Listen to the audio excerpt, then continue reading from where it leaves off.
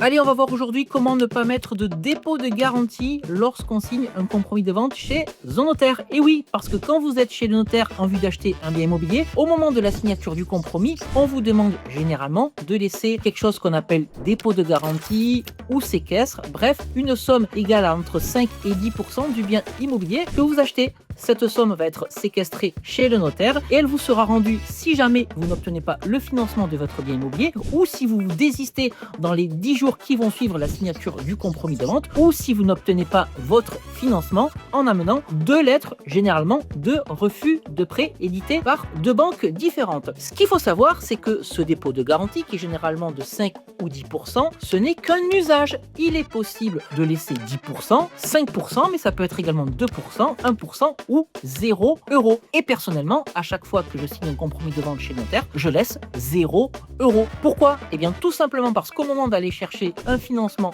bancaire, il est toujours préférable d'afficher à la banque une épargne plus importante. Alors comment faire malgré tout pour ne pas laisser de dépôt de garantie ou de séquestre tout en rassurant le propriétaire vendeur? Eh bien je vous invite à demander à votre notaire d'inclure dans le compromis de vente une clause qui indique que vous n'allez pas laisser de dépôt de garantie. En revanche, si au-delà du délai de rétractation de 10 jours, vous souhaitez sortir de la vente sans amener les 2 lettres d'attestation de refus de prêt, ce dépôt de garantie vous sera alors demandé et vous aurez l'obligation de le donner au propriétaire vendeur tout simplement pour le dédommager des frais d'immobilisation de son bien immobilier. Mais voilà donc une astuce pour rassurer à la fois le vendeur et surtout ne pas mettre de dépôt de garantie ou de séquestre ou de frais d'immobilisation de votre poche au moment où vous signez un compromis en vue de l'acquisition d'un bien immobilier. Si cette vidéo vous a plu, n'hésitez pas à la liker et puis pour davantage d'astuces sur l'investissement immobilier, n'hésitez pas